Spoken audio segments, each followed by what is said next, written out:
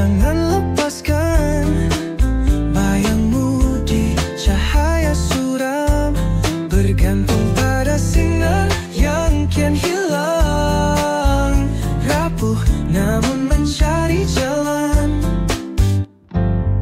Mata berkaca kau sembunyikan wajah, rindu mendalam. Keseimbangan hormon untuk kesihatan. Assalamualaikum, Doktor.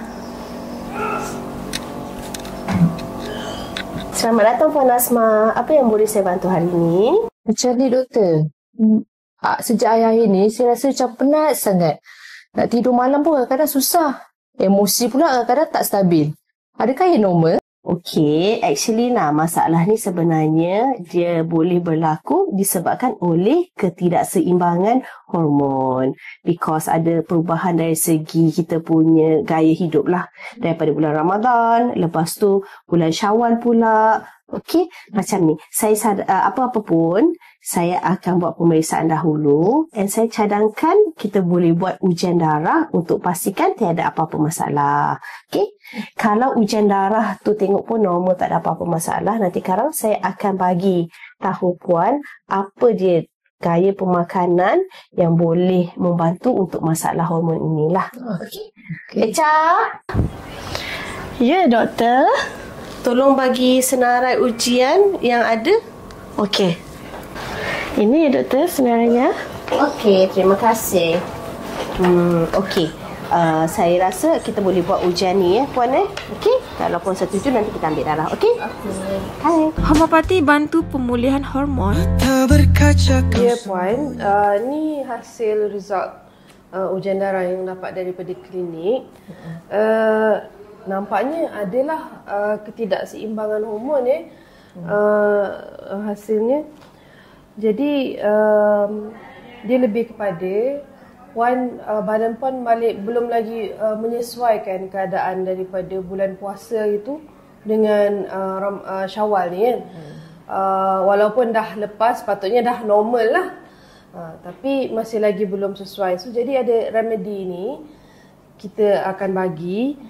Saya akan bagi beberapa remedies yang untuk membantu badan Puan untuk pulih balik ke normal lah, supaya tak terlalu pressure. Oh, okey, baik. Tapi ada kesan sampingan ke Doktor ke ubat ni? Selamat ke nak dimakan? Kesan sampingan tu tak ada, insyaAllah tak ada lah. Sebab homeopati ni dia sangat-sangat light. Dia memang tak akan mengganggu sistem badan kita lah. So apa yang dia akan buat is kalau Puan ada dapat ubat daripada klinik, so dia akan membantu, dia synergize lah, dia sama-sama berjalan dan membantu badan pulih secara semula jadi. Oh, bagaimana pula kalau saya lupa nak ambil remedi ni? Kalau terlupa kalau terlupa tak jadi masalah, sebab dia memang ada, in homeopati apa yang kita percaya is kita bagi dos tu berterusan sampai satu point tak jadi, dia akan bertindak secara normal pada badan. So kalau terlupa tak jadi masalah, ambil je dos seterusnya. Keseimbangan hormon dalam hidup seharian. Keseimbangan hormon adalah asas kepada kesihatan optimum.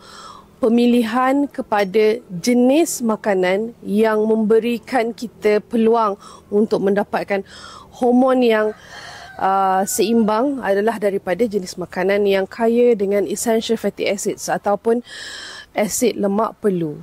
Contohnya ikan salmon, cod liver oil, ataupun di makan ikan tempatan, contohnya ikan tenggiri, ikan apa lagi ikan cencaru, ataupun ikan sungai, ikan talapia, ikan keli. Kalau kita tahu daripada ikan keli liar, bukan ikan keli yang bela, ikan haruan. So dan juga daripada tumbuhan macam inci, dan juga evening primrose oils, beberapa jenis minyak-minyak yang boleh menyumbangkan kepada kesihatan. Macam mana saya nak tahu kalau hormon saya tak seimbang?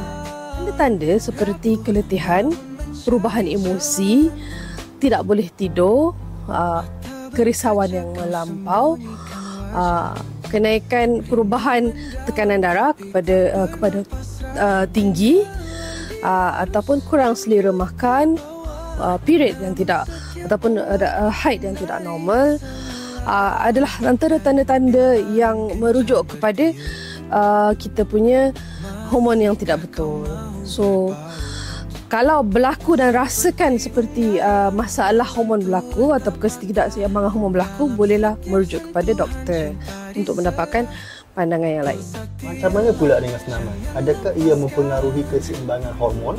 Ya, senaman boleh mempengaruhi kepada menyumbang, memberikan keseimbangan kepada hormon kita, whereby kita jangan terlalu menggunakan senaman.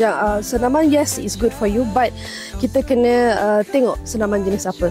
Senaman yang kait-mengait dengan relaksasi ataupun menenangkan jiwa ataupun memberikan kita fokus kepada pernafasan, contohnya stretching, pilates, ataupun ada orang gunakan yoga, ataupun apa sahaja yang tidak terlalu vigorous ataupun tidak terlalu kuat, itu boleh menyumbang kepada pembentukan keseimbangan hormon yang bagus. Keseimbangan hormon adalah asas kepada kehidupan yang sihat dan bahagia. Mulakan dengan langkah kecil seperti pemakanan yang betul dan tidur yang mencukupi. Jangan lupa ikuti episod seterusnya untuk lebih banyak tips kesihatan. Pusatilah, jangan lepaskan.